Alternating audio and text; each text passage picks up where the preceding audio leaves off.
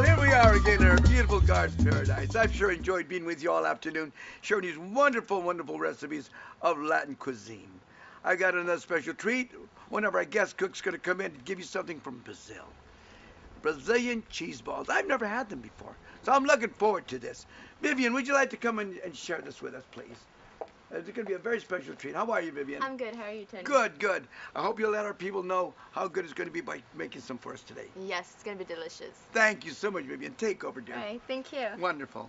So the ingredients are 7 tablespoons of butter, 4 eggs, sour starch, which you can find in any Latino supermarkets, grated Parmesan cheese, 8 ounces, half a cup of milk, half a cup of water, and salt.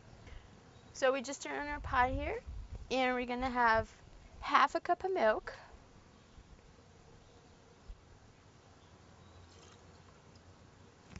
half a cup of water,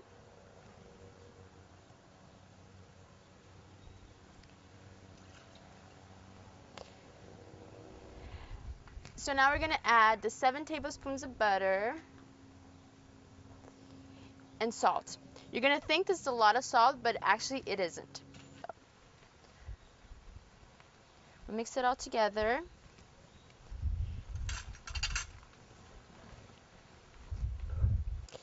Okay, so after you put the butter, the salt, the milk, and the water, we're just going to let it boil. And then we're going to mix it with the starch.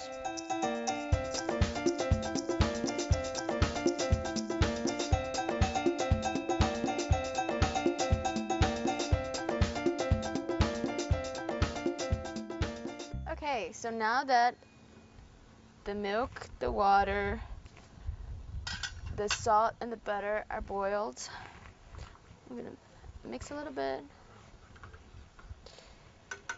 And we're going to pour it into the starch.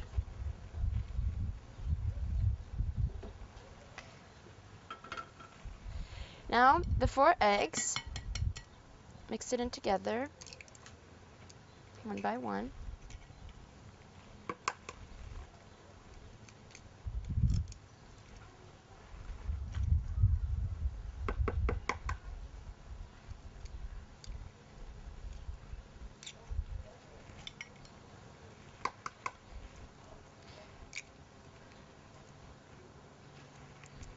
Now, I have a blender, but if you don't, you can mix it by hand.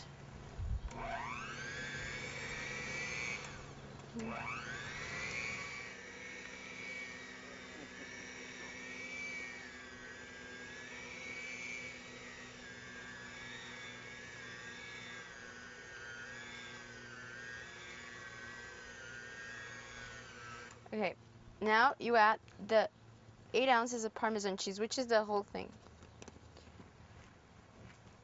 It can be any other cheese too if you don't particularly like Parmesan cheese. Just anything that's grated, or if you grate it yourself. Okay.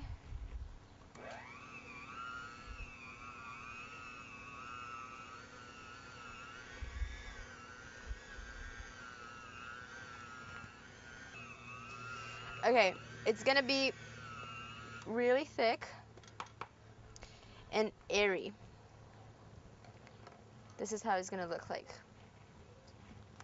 Now we put it in the refrigerator for 10 minutes, or to go faster, you can put it in the freezer for like 5 minutes.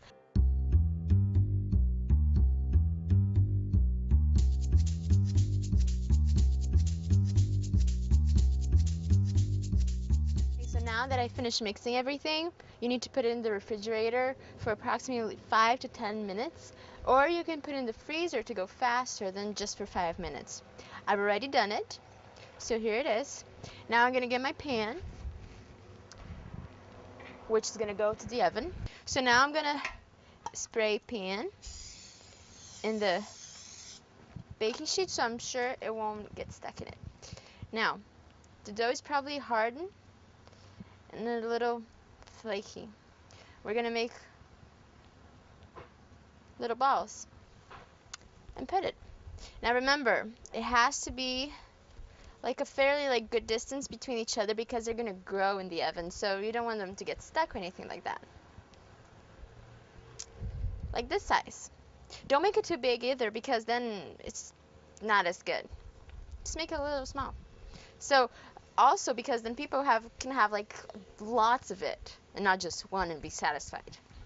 With this measurements that I did, we're gonna have like approximately like 40, 45 cheese balls.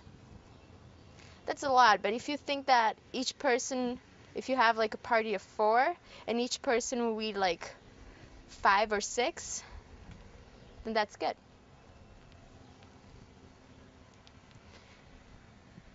The longer you leave it in the refrigerator, the easiest is going to be for you to mold it because it doesn't get like gooey and not gonna get stuck in your hands.